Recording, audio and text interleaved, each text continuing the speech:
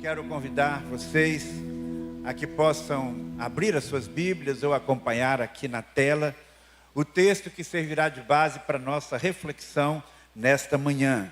É o texto que está em Efésios, capítulo 2. Nós vamos ler do versículo 1 ao versículo 7. Efésios, capítulo 2, de 1 a 7. É um texto muito impactante da palavra de Deus, e eu quero convidar a você a refletir comigo, e o tema da mensagem de hoje é da sepultura para o trono. Da sepultura para o trono. Diz assim a palavra de Deus: vocês estavam mortos em suas transgressões e pecados, nos quais costumavam viver quando seguiam a presente ordem deste mundo e o príncipe do poder do ar, o espírito que agora está atuando nos que vivem na desobediência. Anteriormente, todos nós também vivíamos entre eles, satisfazendo as vontades da nossa carne, seguindo os seus desejos e pensamentos, como os outros éramos por natureza merecedores da ira. Todavia, Deus, que é rico em misericórdia, pelo grande amor com que nos amou, deu-nos vida com Cristo, quando ainda estávamos mortos em transgressões. Pela graça vocês são salvos. Deus nos ressuscitou com Cristo e com Ele nos fez assentar nos lugares celestiais em Cristo Jesus, para mostrar nas eras que hão de vir a incomparável riqueza de sua graça, demonstrada em sua bondade para conosco em Cristo Jesus. Amém? Pai do céu, o teu Santo Espírito que inspirou o apóstolo Paulo a escrever essas palavras maravilhosas, que ele mesmo vem agora também falar ao nosso coração e aplicar estas palavras à nossa vida, às nossas vidas. Em nome de Jesus. Amém, Pai. Este trecho que eu acabei de ler, como os irmãos sabem, foi escrito pelo apóstolo Paulo. E ele não estava num resort no Mediterrâneo, ele estava no fundo de uma prisão romana. Mas mesmo nesse ambiente tão adverso, o Espírito Santo concedeu a ele uma visão extraordinária da obra de Jesus, do que Deus fez e que Deus faz por meio de Jesus. E uma visão também muito clara acerca da humanidade, da condição humana na perspectiva de Deus. Antes de apresentar com mais detalhes, esses versículos que demonstram que apresentam esta descrição de nossa condição humana, é importante lembrar o seguinte: Deus tem poder para iluminar, para abençoar qualquer pessoa, para usá-la para os seus propósitos soberanos, independentemente desta pessoa estar conectada com Ele ou não, porque Deus é todo-poderoso.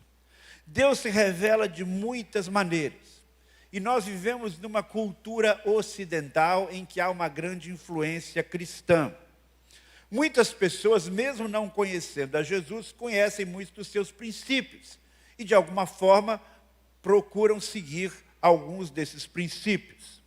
Há pessoas que procuram fazer o que é bom, que nunca foram processadas num processo legal por qualquer razão, nunca tiveram uma questão na justiça, conseguem passar um ano inteiro sem tomar uma multa de trânsito, pessoas que conseguiram formar uma família funcional, que têm um casamento estável, que são competentes, admiradas no seu trabalho, que mantêm as suas contas em dia. Muitas delas são também pessoas religiosas, elas frequentam um culto ou uma missa regularmente, algumas até servem em uma ONG, ajudam os mais necessitados. Quando eu faço essa descrição, você olhando no espelho, você se percebe como alguém com essas características? Você conhece pessoas ao seu redor que você considera boa gente, pessoas otimistas, equilibradas? A maioria das pessoas que você convive, de alguma maneira, se encaixaria nesta descrição que eu acabei de fazer? Bem, Pode ser que você se veja assim e tenha muitas pessoas com esse perfil à sua volta. Mas o que você é e o que essas pessoas são, no plano espiritual, transcende tudo isso. Especialmente se aquilo que você é e que essas pessoas são, se vocês ainda não foram tocados de forma especial pela graça de Deus. Nós temos aqui uma descrição que Paulo faz daqueles irmãos de Éfeso, antes deles conhecerem ao Senhor Jesus. E essa definição, e essa descrição, melhor dizendo, que ele faz destas pessoas, antes deles conhecerem a Jesus, não é uma descrição otimista. Na verdade, é uma descrição humilhante. Na verdade, é uma descrição um tanto agressiva. E eu confesso que até me incomoda profundamente. Mas nós não podemos brigar com a Bíblia. E nós não podemos achar que aquilo que está na Bíblia não é correto, ainda que seja, por vezes, chocante e que a gente tenha dificuldade de perceber. O que a Bíblia diz aí nesses primeiros versículos do capítulo 2 de Efésios é que nós, e ele está falando aos irmãos de Éfeso, e ele está falando também a outras pessoas, porque ele diz, e nós também, e isso chega para a gente, ele diz, vocês estavam mortos em suas transgressões e pecados. Então a primeira ideia que eu quero que você leve consigo nesta manhã é esta. Estávamos mortos espiritualmente em nossas transgressões e pecados. Quando? Antes de termos sido alcançados pelo Senhor, antes de conhecermos a Jesus Cristo. A imagem aqui é muito forte. No sentido espiritual, a nossa realidade era de separação espiritual de Deus. Então, deixa eu repetir isso. Você pode ser uma boa pessoa, um bom pai, um bom cidadão, um bom estudante, um bom marido, um bom profissional, mas ainda assim você está morto espiritualmente se não experimentou em sua vida a principal obra de Jesus. Aquela obra que ele realizou na cruz e no túmulo vazio. Eu sempre tenho conversado com os irmãos que vão se batizar, conversei com cada um deles, e para alguns deles eu pergunto qual a principal obra de Jesus, e eu procuro deixar isso muito claro na mente, no coração deles, porque a principal obra de Jesus não tem a ver com seus ensinos morais, tem a ver com aquilo que ele fez na cruz e com a sua ressurreição. Ainda que as orações de muitas pessoas sejam atendidas, ainda que essas pessoas possam sentir o cuidado de Deus, até mesmo o livramento de Deus, e procurem praticar vários dos ensinamentos de Jesus, se não tiveram um encontro pessoal com eles, a sua condição espiritual é mortos. Mortos espiritualmente, nós estávamos e vivíamos sob impacto de 3 grandes forças, que conduziam de alguma maneira a nossa caminhada. E é o que o texto diz aí. Vocês seguiam a presente ordem deste mundo. Vocês seguiam o príncipe do poder do ar, que está atuando naqueles que são os filhos da desobediência. Vocês seguiam fazendo as vontades da carne. Vamos parar para pensar um pouquinho nessas 3 influências negativas, que na verdade dominam a vida daqueles que ainda não nasceram de novo. O mundo. Nós não estamos falando aqui do planeta Terra, da natureza criada por Deus. São os valores do mundo, é o jeito de pensar do mundo. E talvez mais do que nunca, nós hoje podemos perceber isso claramente, que o jeito bíblico de pensar, a cosmovisão bíblica, é muito diferente daquilo que nós temos hoje ao nosso redor. A percepção do que é certo, do que é errado, percepção no campo moral, no campo da sexualidade, o que é certo, o que é errado, dos absolutos de Deus. Em muitas áreas, o que nós temos na TV, nos meios de comunicação, nos influencers, enfim, são ideias, é um pensamento humano completamente diferente do que está na palavra de Deus. É uma estrutura no mundo que é pecaminosa. Uma estrutura que concentra renda, que gera pobreza, que há desrespeito às leis, à corrupção, à confusão nos papéis da família. Esse é o jeito de ser a mentalidade do mundo, a estrutura que existe no mundo.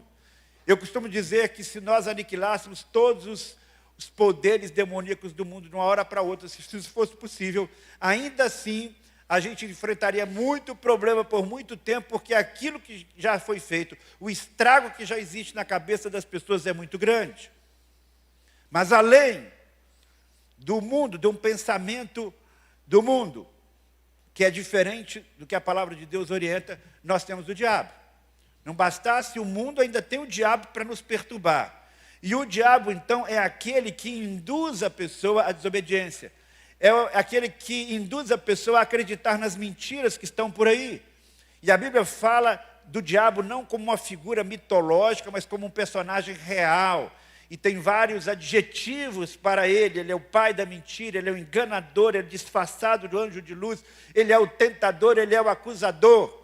E nós vemos esta ação maligna desde o começo. E o apóstolo Paulo está dizendo, ele continua atuando no mundo e levando as pessoas à desobediência às leis de Deus, aos princípios de Deus.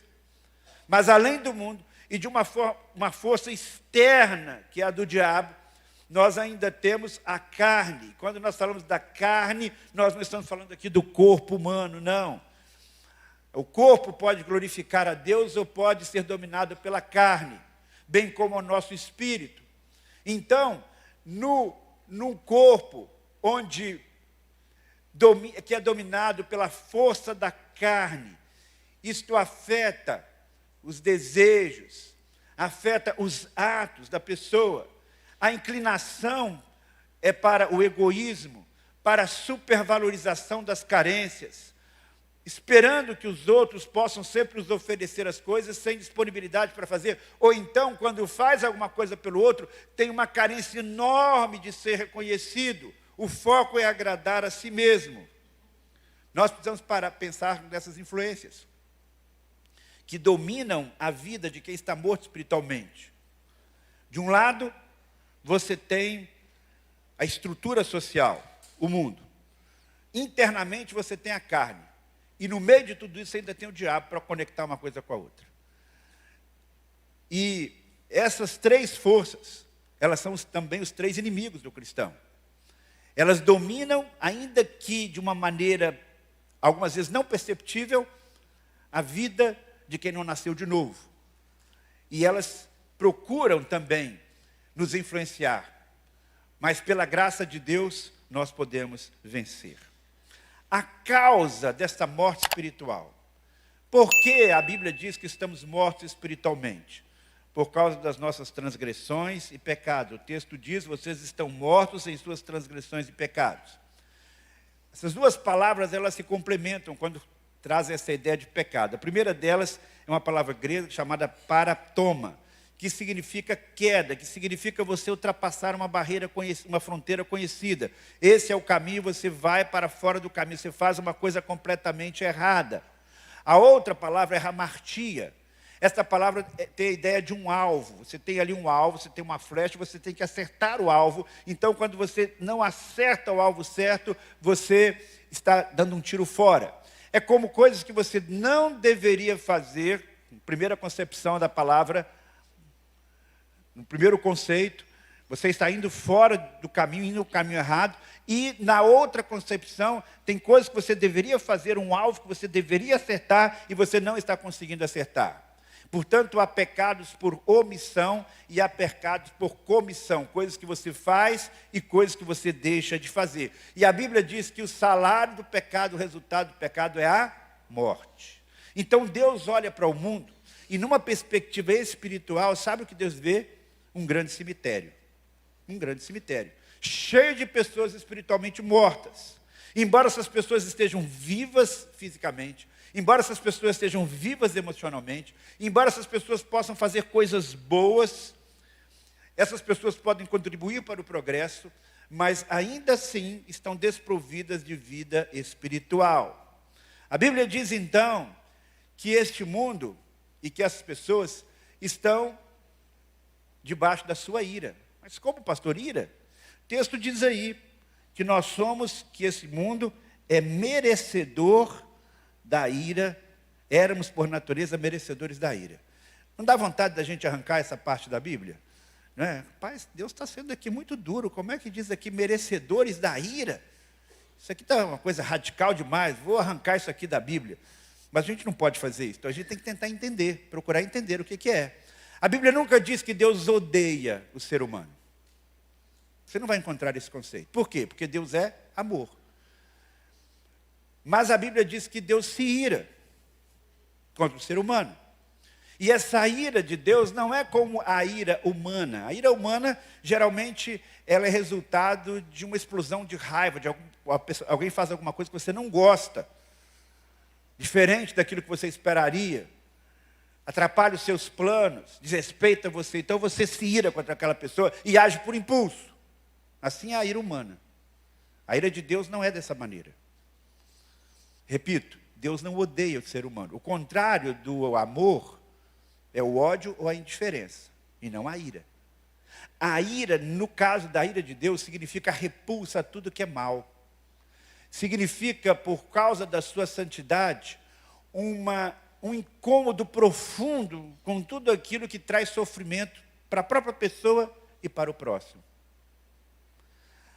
A maneira como você reage aos fatos ao seu redor depende daquilo que você é interiormente, depende dos seus valores. Por exemplo, um bandido vê um outro bandido fazendo mal para uma terceira pessoa, ele não se incomoda com aquilo. Ele ri, ele faz junto. Tem gente que vê um bandido da Machadinha entrando numa escola e matando crianças, e a pessoa curte isso e propaga, diz, é isso mesmo. Por quê? Porque o valor dele é diferente. A mentalidade dele é diferente. Ele não se ira com essa situação. Ele não se revolta com isso. Ele acha isso normal. Ele derruba o outro e dá gargalhada. Ele puxa o tapete do outro e acha que é normal. E em muitos aspectos o mundo está assim. O sujeito trai a esposa e ainda conta vantagem. Destrói o casamento de outra pessoa e acha que está fazendo a melhor coisa do mundo. O grau de santidade de Deus é tão grande que aquilo que a gente pensa que é uma coisa bem pequenininha, que não tem mal nenhum, isso é uma bobagem, a gente ri, aquilo incomoda o coração de Deus, porque Deus sabe onde é que aquilo vai parar.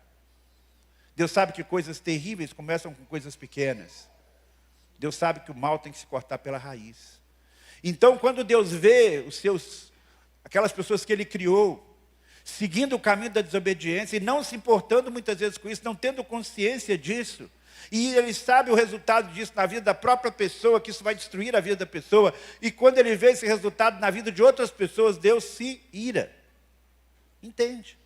Porque a ira de Deus significa o inconformismo dele com o mal e com o sofrimento na terra. Esse é o sentido da ira de Deus. Mas felizmente, o texto diz que Deus não apenas se ira. Porque se Deus apenas se irasse, o mundo continuaria do mesmo jeito. Quando falamos sobre a ira de Deus, significa que Deus não deixa ver todas as confusões no mundo e diz, olha, vocês que se virem aí, eu não vou interferir. A ira de Deus significa a interferência dele para minimizar o mal, para cortar o mal e algumas vezes para punir aquele que está praticando o mal. Significa que Deus não lava as mãos quando vê uma situação terrível acontecendo no mundo.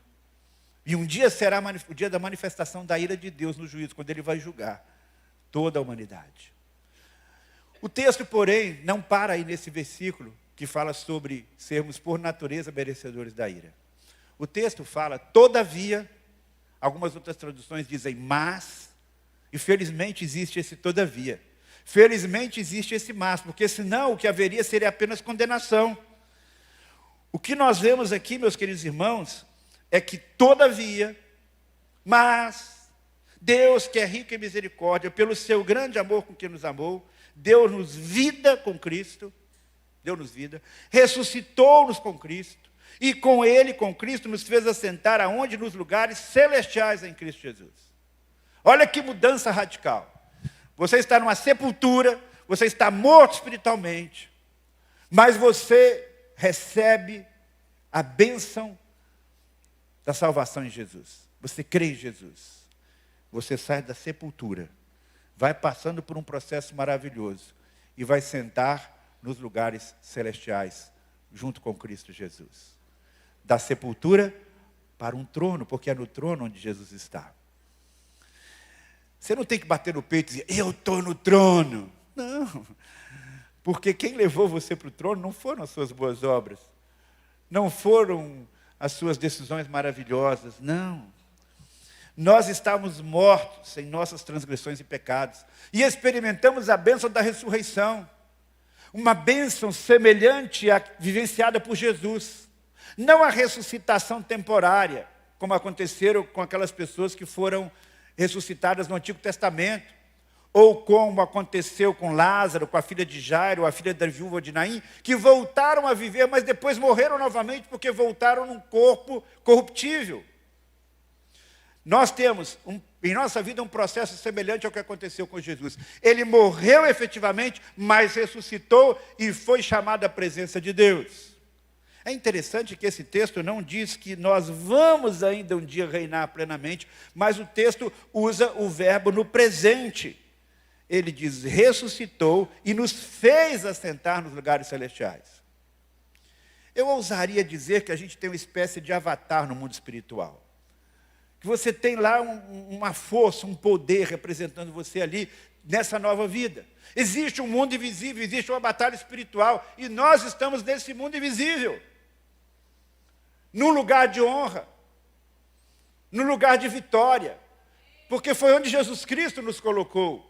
Quando Ele conquistou a morte, quando Ele venceu a morte, nós não apenas adoramos a Cristo ou aceitamos o seu ensino moral. O que torna o cristianismo distintivo de qualquer outra religião é que nós temos uma união espiritual, inexplicável, mística com o Senhor Jesus. E em virtude desta união, nós experimentamos já a realidade da ressurreição e da exaltação, embora não experimentamos de uma forma plena ainda, porque um dia alcançaremos essa bênção no futuro. Existe um mundo espiritual, um mundo invisível, um mundo em que operam principados e potestades, mas nesse mundo Cristo já está reinando. É Deus que nos abençoa em Cristo, é Ele que nos faz assentar com Cristo. Estávamos mortos, mas somos vivificados, não apenas vivificados, saímos da sepultura para o trono pela graça de Deus. E é importante entender a razão de tudo isso. Como é que isso tudo pode acontecer? A ação transformadora de nossa condição existencial manifesta o caráter de Deus. A ação transformadora da nossa condição existencial manifesta o caráter de Deus. Mas Deus, observe quantas expressões o apóstolo Paulo usa para falar dos atributos de Deus. Rico em misericórdia, grande amor com que nos amou. Pela graça vocês são salvos. A incomparável riqueza de sua graça, demonstrada em sua bondade para conosco.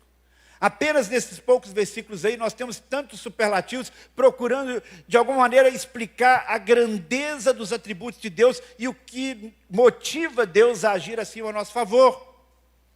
O texto fala de misericórdia, de amor, de graça, de bondade, e usa termos superlativos, usa o termo riqueza, porque ele não acha palavras para expressar, isso é maravilhoso demais, é grande demais.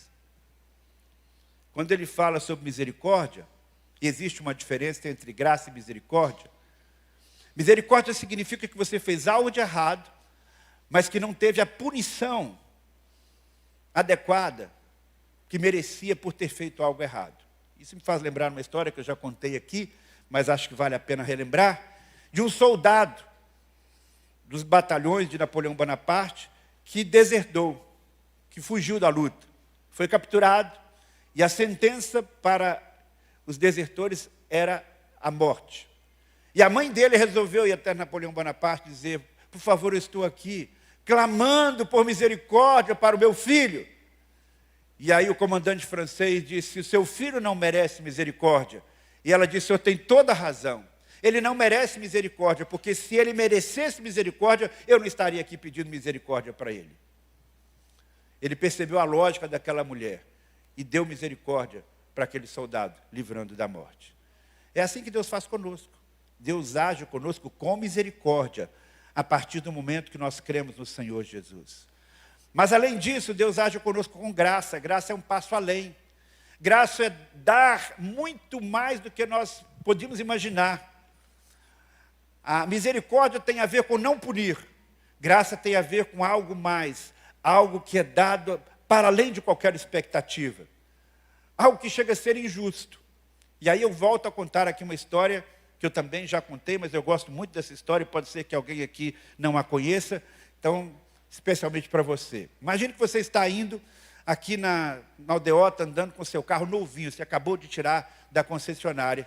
De repente vem um adolescente, e ele avança o sinal. Você percebe que esse adolescente está meio tomado, e ele arrebentou o seu carro. Não aconteceu nada de sério com você, porque o seu carro era chique, airbag e tal, mas o carro ficou muito estragado. Você tem agora várias opções. Você pode agir dentro da lei. Você diz, olha, vamos chamar aqui a polícia, vamos chamar aqui o Detran, vamos fazer aqui uma ocorrência, vou comunicar com seus pais, eu percebo que você é de menor. Você estaria agindo dentro da lei, de uma forma correta. Você pode ser complacente com ele e dizer assim, ó, vamos fazer o seguinte, eu não vou chamar a polícia, não vou chamar os seus pais, mas eu preciso que você pague esse prejuízo aqui. Preciso que você arranje um jeito, me passe um Pix, você deve ter algum dinheiro, e vamos resolver isso aqui, né? E se o seu seguro resolve, vamos resolver isso aqui. Você está sendo complacente com a pessoa. Ou então, você poderia fazer uma outra coisa. Você poderia dizer para ele, olha, meu filho, percebo que você está abalado, que você não está bem, você deve estar com um problema. Vamos esquecer isso tudo aqui e vamos ali no Coco Bambu jantar? Eu preciso conversar com você. Isso é graça. Isso é ultrapassar qualquer outro limite. Você diz, mas não é justo mesmo, porque é isso que Deus faz conosco. A Bíblia não diz que Deus nos convida para um banquete? Não é? Então, veja só, o que Paulo está dizendo aqui é a riqueza da graça de Deus. Quando Jesus ressuscitou, foi exaltado e chegou ao seu trono, nós temos uma demonstração, está lá no capítulo 1, versículo 19 a 20, uma demonstração do poder de Deus. Quando Jesus nos leva junto nesse processo, nós temos uma demonstração não apenas do poder de Deus, mas do seu amor. O diferencial do cristianismo, então, é esse. Em Cristo nós somos salvos, vivificados, elevados aos lugares celestiais, ao trono celestial, pela graça de Deus. Todos vocês que se batizaram, passaram por essa experiência. Vocês já estão assentados nos lugares celestiais. Que aquilo que já é uma realidade espiritual se torne uma realidade no dia a dia. Que nós possamos viver no nosso dia a dia prático uma vida que combine com a nossa realidade espiritual. Esse é o desafio. Mas pode ser que haja pessoas aqui que ainda não passaram por essa experiência de confessar Jesus como seu Salvador e Senhor. Por melhor pessoa que você seja, eu lamento informar, pelo que a Bíblia diz, que a sua condição espiritual é de morto diante de Deus. Mas hoje pode ser uma condição diferente. Uma condição de vida eterna e transformação espiritual muito profunda, num nível que você nem dá para alcançar ainda. Vamos fechar os seus olhos, vamos fechar os nossos olhos. Vamos falar com Deus. Se você já passou por essa experiência do novo nascimento, você não está mais morto espiritualmente. Agradeça a Deus por isso. Mas pode ser que eu esteja falando aqui a alguém neste templo, ou alguém que me acompanha pela internet, agora, ao vivo, ou em um outro momento, que você ainda não tem essa convicção de fé. Eu convido a colocar a sua fé em Jesus de todo o seu coração. Convido a reconhecer que você, mesmo procurando ser uma boa pessoa, você está morto espiritualmente. Muitas vezes você segue os seus impulsos pecaminosos. Muitas vezes você cai nas ciladas do diabo. Quantas vezes você segue a mentalidade desse mundo, porque está morto espiritualmente. Mas Jesus veio para libertá-lo. E eu quero que você agora diga para Deus o seguinte: Deus, eu reconheço que sou um pecador. Eu reconheço que estou morto espiritualmente, mas eu quero viver. E eu quero viver experimentando a tua graça, o teu perdão. Em nome de Jesus. Amém.